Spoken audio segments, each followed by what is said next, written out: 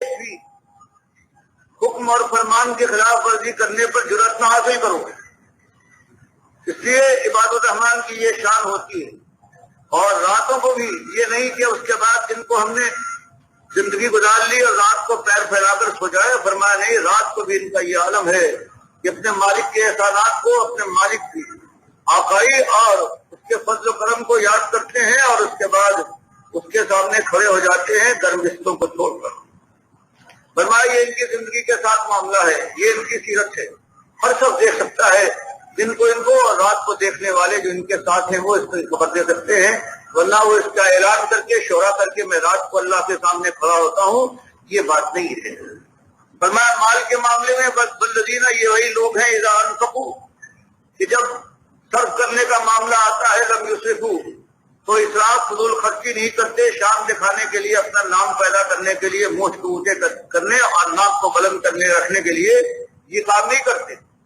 یہ اسراف نہیں کرتے. اسی حد تک اپنے مال کو جو اللہ نے دیا ہے صرف کرتے ہیں جس حد تک یہ سمجھتے ہیں کہ اس میں مالک کی رضا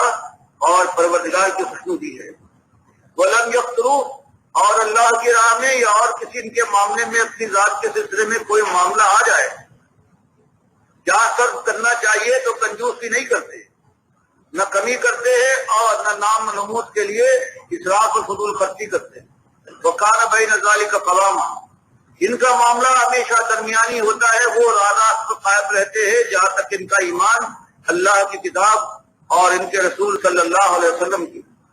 جو سنت ہے بس اس پر جمے رہتے ہیں. جیسا موقع ہو، دینے کا موقع آیا تو اپنے ساری پونجی لا کر نچھاور کر دیتے ہیں جب سب کی طرف سے، اور نہ دینے کا موقع ہو تو ایک چھوٹی کوڑی بھی ان کی جیب سے نہیں نکلتی کیونکہ وہ نافرمانی کی جگہ ہے. فرمایا یہ اللہ کی بات کا ہر حال میں، چاہے یہ دن کو جاگ رہے ہوں یا رات کو سو رہے ہوں یا مال صرف کر رہے ہوں. اور سب سے بڑی بات یہ والذین لا یدعون مع اللہ الہا آخر، کہ اب انہوں نے اپنے مالک کو پہچان لیا ہے. لا یدعونا، یہ نہیں آواز دیتے مشکل کشائی اور دستگوئی کے لیے مع اللہ، اللہ کے ساتھ الہا آخر، کسی اور الہ کو. ان کا ایمان ایسا پختہ ہے، یہ جانتے ہیں کہ خالص ایک مالک کی کرم فرمائی ہے. سب کچھ اس نے دیا ہے، صرف مجھے نہیں، اس سے پہلے جو لوگ گزرے ہیں چاہے وہ اولیاء اور چاہے انبیاء ہوں، چاہے شہداء ہوں، چاہے صدیقین ہوں، سب بھی مالک کے مرہون منت ہیں. سب کو مالک نے تکلیف بخشی تھی، ان کو پالا پوسا، ان کو زندگی کی منازل طے کروائی اور اس کے بعد موت دی جو مر چکے ہیں، اور پھر ان کو اٹھا کر ان کا فیصلہ کرے گا. اپنے مالک کے اوپر اتنا اعتماد ہے کہ سب کچھ اس کا ہے، اس کے پاس ہے، وہ ہر ایک کی بات ہر جگہ سے سنتا ہے اور فیصلہ فرماتا ہے. اگر قبول کرنا ہوتا ہے قبول کرتا ہے، ورنہ رد کر دیتا ہے کیونکہ وہ مالک ہے. اور اسی کو ہر جگہ سے پکارنا چاہیے اور اسی کے فیصلے کا امیدوار رہنا چاہیے. فرمایا یہ اللہ کو چھوڑ کر اس کی مخلوق میں سے کسی کو یہ درجہ نہیں دیتے کہ اس کو مشکل کشا اور دستگیر کہہ کے یا غوث کے نام دے کر اس کو پکارے اپنی مشکل کشائی اور دستگیر. ان کے ایمان کا یہ عالم ہے. تو اللہ کے حق کے ایسے نگہداشت کرنے والے، اور اسی طرح سے انسان کے حقوق جو اللہ کے بندوں کے حقوق ہے، یعنی ان کی جان اور ان کا مال، ان کی آبرو، فرمایا اس کے محافظ ہوتے ہیں. جہاں اللہ کا حق انہوں نے پہچانا ہے، اللہ بھی کسی بندے کو اس میں شریک اور ساجی نہیں بنایا، وہاں انسان کی زندگی اور اس کا خون ان کے لیے محترم ہوتا ہے. وَلَا يَقْتُلُونَ النَّفْسَ الَّتِي حَرَّمَ اللَّهُ إِلَّا بِالْحَقِّ، اور نہیں قتل کرتے کسی ایسی جان کو جس کا خون اللہ نے حرام کر دیا. الا بالحق، حق کا معاملہ ہو، قاضی ہو یا امیر ہو. اور کسی نے ایمان لانے کے بعد جب اس کی خوبیاں اس کے سامنے آ گئی، اس نے اقرار کیا اور اس کے بعد مرتد ہو گیا اور توبہ کی طرف نہ پلٹا، تو اس کا قتل ہے، یہ حق کے ساتھ ہے. اسی طرح سے اگر کسی نے کسی کو بلا وجہ قتل کر دیا ہے تو قصاص میں مارا جائے گا. اور اسی طرح سے اگر کوئی شادی شدہ ہے اور پھر اس نے یا تو خود اقرار کیا یا اس کے اوپر 4 گواہ شاہد بنے اور ثابت ہو گیا کہ اس نے برائی کی طرف قدم اٹھایا ہے، تو اس کے بعد اس کو پتھر مار مار کر مار ڈالا جائے گا. اور ایک چیز ہے جو یہ تو خالص قاضی کو یا امیر کو، جو ارباب عقد ہوں اور جو اولی الامر ہے صرف ان کو اختیار ہے، ہر شخص کو یہ حق نہیں ہے کہ اس کے بھائی کو فلاں نے مار دیا تھا، موقع مل جائے اس کے بھائی کو یہ مار دے، فرمایا نہیں۔ یہ قانون کا پوری صفائی کے ساتھ اور پوری دیانتداری کے ساتھ قانون رائج ہوگا اور کسی کو شخص یہ حق نہیں ہے۔ اور ایک حق ہے جو ہر مسلمان کو میدان جنگ میں یہ پہنچتا ہے کہ اپنے مقابل کافر کو قتل کر دے۔ تو یہ 5 چیزیں ہیں جس کے اندر اللہ نے حق دیا ہے، یا کوئی خروج کرے، ایک اسلامی قانون اور نظام قائم ہے اور اس کے اندر کوئی شخص اپنی بادشاہی کے لیے خروج کرے اور بغاوت کرے تو اس کو قتل کر دینا کی۔ اسی طرح سے وہ قتل کیے جا سکتے ہیں جو فساد برپا کرے، لوٹ مار کرے، آبرو برباد کرے اور قابض ہو جائے، تو پھر امیر یا قاضی اس کے لیے فیصلہ کر سکتا ہے کہ ہاں یہ قتل کے لائق ہے۔ لیکن ان کے علاوہ کوئی ہر جان ان کی نگاہ میں معتبر ہوتی ہے اور وہ کسی کا خون نہیں بھارتی، بلا یزنون، کسی طرح سے وہ زنا نہیں کرتے، آبرو ہر ایک کی ان کی نگاہ کے اندر قیمتی ہے اور آبرو پر ہاتھ نہیں ڈالتے۔ ورنہ یہ ایسے بڑے گناہ ہے میں یفعل ذالک یلقی اثاما، اور جو ان گناہوں میں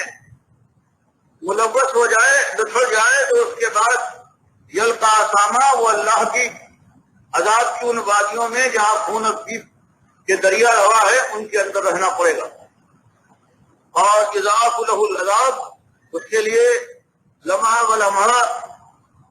بڑھایا جائے گا عذاب یوم القیامہ، قیامت کے دن شروع ہو کر، وَيَخْلُدْ فِيهِ مُهَانًا، اور ہمیشہ ذلیل و خراب و خستہ ہو کر وہ جہنم کی آگ میں جلتا رہے گا۔ یہاں پر ایک کے لیے جو بالکل قرآن و حدیث میں آ گیا ہے کہ اس کا ایمان نہ ہو، دوسرے کو پکارے غیر اللہ کو اور توبہ نہ کرے، اور دوسری 2 چیزیں ہیں یہ ڈراوے کے لیے اس خیال سے کہ بہت شدید قسم میں ان کا جرم ہے، بے حساب اللہ کے یہاں ان کو سزا ملے گی۔ فرمایا لیکن یہ اتنے بڑے بڑے گناہ ہیں، یہ بھی سن لو کہ یہ لوگ تو یہ نہیں کرتے، لیکن اگر کوئی ایسا کرتا ہے اور پھر وہ سمجھ جائے، پشیمان ہو جائے، تو اس کے لیے پلٹنے کا موقع اللہ نے پھر بھی باقی رکھا ہے، دروازہ کھلا ہے اللہ کی مغفرت کا۔ الا من تاب، ہمیشہ رہے گا الا من تاب، اس نے توبہ کر لی، اور توبہ کے لیے شرط ہے کہ پشیمان ہو جائے، جس کام کے اندر مبتلا ہے اللہ کی نافرمانی کا، اس سے رک جائے اور اللہ سے وعدہ کرے کہ پروردگار عالم اب جانتے بوجھتے جرأت کے ساتھ یہ اس کام میں مبتلا نہیں ہوں گا، اور اگر اس کے ساتھ ساتھ اللہ کی خطا کے علاوہ کسی انسان کا حق مارا ہے تو اس پر چوتھی چیز یہ ہے کہ اس کو راضی کرے اگر کر سکتا ہے۔ تو فرمایا جو توبہ کر لے، اپنی غلطی کو مان لے، پشیمان ہو جائے، اس سے تائب ہو کر اور یہ ارادہ کرے کہ اب میں سیدھا رہوں گا، وہ آمنا، اور پھر اپنے ایمان لا کر اس پر جم جائے، وہ عاملہ صالحہ، اور ایمان کو ثابت کر دے وہ نیک عمل سے، تو یہ ایسا خوش قسمت ہے کہ دنیا میں شیطان کی راہ پر بھی چلا، اپنے دل کی آئی بھی نکال لی اس نے، اور پھر اللہ نے اس کو یہ توفیق دے دی، یہ شرمندہ اور پشیمان ہو کر توبہ کر کے پلٹ آیا، تو اس کے فائدہ ایسا ہوگا فَأُولَٰئِکَ، تو ایسے ہمتور کہ جو اس میں مبتلا رہے، اس کے مزے سے آشنا ہو جائیں اور اس کے بعد بھی ان کو توفیق مل جائے کہ ان مزوں کے اوپر لات مار دیں اور شرمندہ اور پشیمان ہو کر توبہ کر کے پھر سمجھ جائیں، تو مالک ان کے ساتھ جو رحمت والا ہے، یہ کرنے والا ہے، فَأُولَٰئِکَ، یہی وہ خوش قسمت لوگ ہیں کہ يُبَدِّلُ اللَّهُ سَيِّئَاتِهِمْ حَسَنَاتٍ، کہ مالک صرف یہی نہیں کہ ان کی پرانی خطاؤں کو معاف کر دے گا، بلکہ ان کے خلوص اور ان کی توبہ کی وجہ سے جہاں جہاں پرانی خطائیں ان کی نام اعمال میں لکھی تھی ان کو مٹانے کے بعد وہاں ثواب لکھ دے گا۔ فَأُولَٰئِکَ، یہ وہ قسمت ہے کہ يُبَدِّلُ، بدل دے گا اللہ سیئاتہم، ان کی برائیوں کو، حسنات، نیکیوں کے ذریعے سے، اس لیے کہ وَكَانَ اللَّهُ غَفُورًا رَحِيمًا، کہ اللہ تعالیٰ کی صفت ہے وہ اپنے بندوں کی خطاؤں کو معاف کرنے والا اور انتہائی رحم کرنے والا ہے۔ پھر ایسا ہمت پر جو دنیا کے مزے سے واقف ہونے کے بعد اور اس کے بعد پھر اپنی خطا کو پہچان لے اور پھر اس کے اندر اس کا کردار ایسا نہ ہو کہ اسے روکے شیطان کے وار سے اور نفس کے اوپر قابو پا کر، پھر اگر پلٹ آئے صحیح راستے پر تو اللہ کی مہربانی کو وہ اپنے لیے موجود پائے گا اور پروردگار عالم ان کی خطاؤں کو مٹا کر اور اس کی جگہ نیکیاں لکھ دے گا. جیسے مسلم کی حدیث میں آتا ہے کہ ایک شخص جو گناہ گار ہوگا اللہ حکم دے گا کہ فرشتوں اس کو اس کے چھوٹے چھوٹے گناہ یاد دلاؤ. تو وہ شخص جب اس کو گناہ فرشتے یاد دلائیں گے تو اس کے بعد وہ کام جائے گا. یہ چھوٹے چھوٹے گناہ ہیں, اس کے بعد بڑوں کی باری آنے والی ہے, پھر کیا بنے گا, اب میری کیا حال حیثیت ہوگی. بس چھوٹے گناہ یاد دلائیں گے, پھر اللہ تعالیٰ حکم دے گا فرشتوں کو کہ اس نے اقرار بھی کیا ہے, اب اس سے یہ کہہ دو کہ جس مقدار کے تمہارے یہ گناہ ہیں اسی مقدار کو پروردگار نے تمہارے ایمان کی وجہ سے نیکیوں میں بدل دیا. تو اب اس کی خوشی کا کیا ٹھکانا. لیکن اس کی تیزی اور ہوشیاری اس پر نبی صلی اللہ علیہ وسلم کو ہنسی آ گئی کہ ایسا ہوشیار نکلا کہ اب اس کے بعد شکایت کرنے کھڑا ہو جائے گا کہ پروردگار عالم یہ کیا انصاف ہے, فرشتوں نے میری چھوٹے چھوٹے گناہ یاد دلائے, اس کو تو نے نیکیوں سے اسی مقدار کے لحاظ سے بدل دیا, اور میرے کتنے بڑے بڑے گناہ ہیں, یہ لوگ ہیں یہ چپ ساتھ گئے ہیں اور یہ وہ یاد نہیں دلاتے. تو نبی صاحب مسکرا دیتے کیسا ہوشیار ہے, جب دیکھا کہ برابر کی ثواب مل رہا ہے گناہ کے بدلے میں, تو اب کہہ رہا ہے پہلے کانپ رہا تھا کہ بڑے بڑے بھی گناہ یاد دلائے جائے تاکہ اسی لحاظ سے بڑے ثواب کی مجھے مل جائے. تو انسان کتنا ہوشیار ہے. تو فرمایا جو اللہ کی یہ رحمت ہے, اور صحیح بات ہے توبہ کرنا کوئی آسان معاملہ نہیں ہے. توبہ کر کے پھر سمجھ جانا اور پھر قائم رہنا یہ بہت بڑی بات ہے. ومن تاب, اور جو شخص اپنی خطا کو محسوس کرے, مالک سے شرمسار ہو کر پروردگار کی معافی کا طالب ہو اور وعدہ کرے کہ اب مالک یہ غلطی جانتے بوجھتے سرزد نہیں ہوگی, فرمایا کہ توبہ کر لے وہ عاملہ صالحن, اور اس کے بعد اعمال صالح کے اوپر اپنی زندگی بسر کرنے لگے, صحیح وہی شخص ہے فإنہ یتوب الی اللہ متابا. تو یہ وہ شخص ہے کہ جس نے صحیح معنوں میں توبہ کا حق ادا کیا ہے. باقی وہ چالاک ایک زبان سے توبہ بھی کرتا ہے لیکن دل میں کبھی مصمم ارادہ نہیں ہے, توبہ زبان سے کہتا جاتا ہے اور وہی کام کر رہا ہے, کبھی دل میں یہ ارادہ بھی نہیں ہوتا کہ اس کو چھوڑنا ہے, یہ عادت بن گئی ہے. فرمایا اس کی بات اور ہے, لیکن جو خلوص کے ساتھ توبہ کی طرف پلٹے اور ٹھیک ہو جائے, چاہے اس سے 1000 مرتبہ پھر غلطیاں ہوں,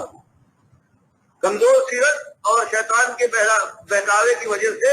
لیکن اگر اس کا ارادہ نہیں ہے کہ مالک کو دل دینے کا, فریب کاری کا ارادہ نہیں ہے, تو مالک کی رحمت سے پناہ ہے.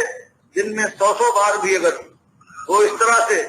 بڑے سے بڑے گناہ کرے لیکن توبہ کر لے تو پروردگار اپنی بات جو ہے, اللہ کا وعدہ ہے کہ پروردگار اس کے خلوص کو جاننے والا ہے اور اللہ تعالیٰ آخر کار معاف کرتے رہے گا. وکان اللہ